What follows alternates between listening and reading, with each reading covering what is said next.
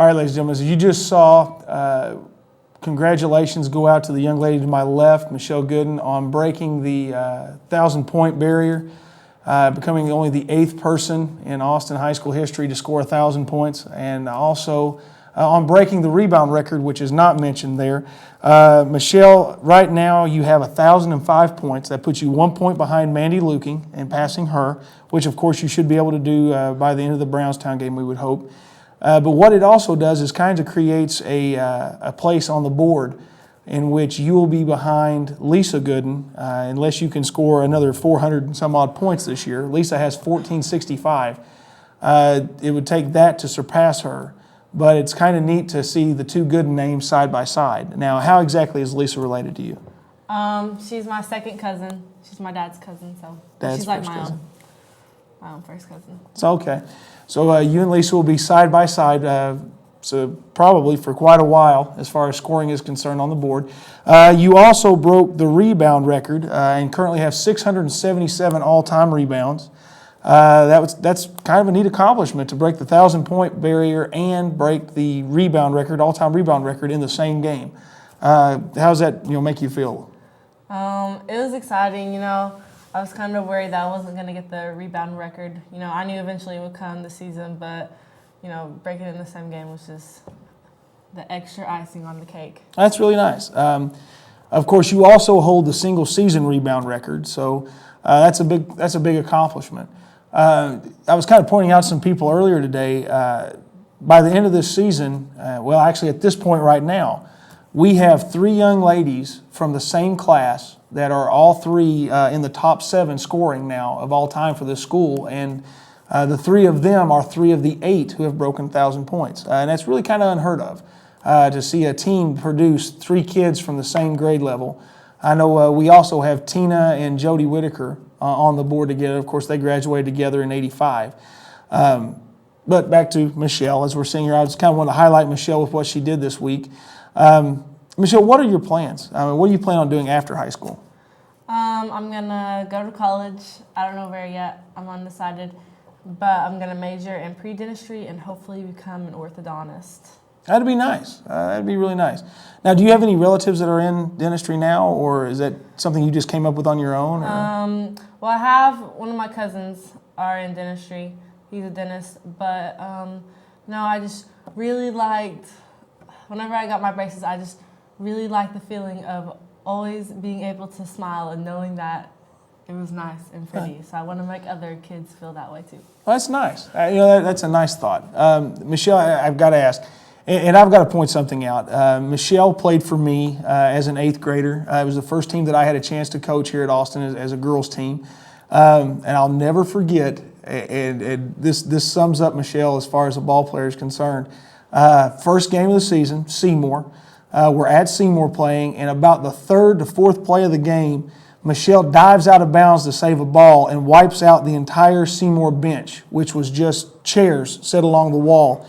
And my first thought was she has just killed herself by diving after this ball. But as she gets up, I hear, pardon me, as she runs down the floor. And that kind of summed up that entire year and what I've had a chance to watch her in the last 4. Very proud. Very proud to see one of my kids accomplish what she's done. And I was really happy to see it on this past game. Michelle, any big memories that you have over the last 4 years playing ball here at Austin?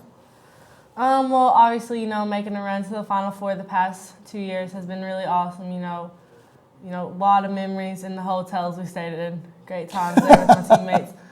But I guess one of the funnier memories was my sophomore year.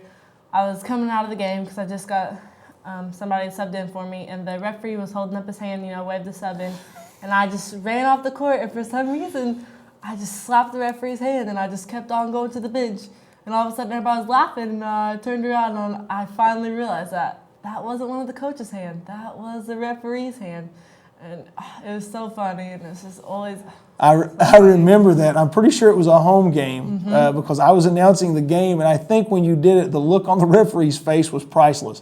He had no idea what to say. He just turned and looked at you and looked at the bench and just burst out laughing. But You know, Michelle, that's something you need to hold dear, because for the rest of your life you're going to have that, and you'll look back at that when you're older and just think how funny that was. Once again, just really proud of Michelle and proud of the whole team and seeing what the girls have accomplished over the past 4 years. And Michelle, you've got several games left to go, and we're really looking forward to watching you guys compete the rest of the season and hopefully all the way through to a state championship in Indianapolis. Hopefully. All right. And now what we're going to show is some highlights from Wednesday night's game against Corden.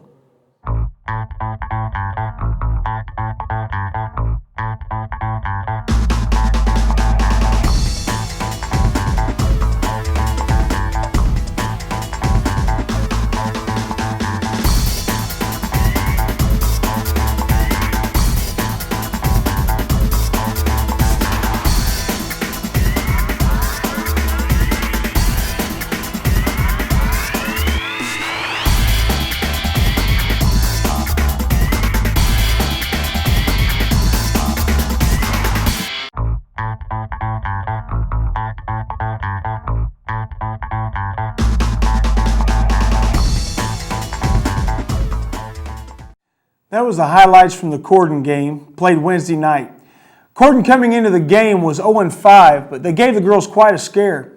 Coach Pearson and I spoke last week about not looking over a team, and Corden proved us right.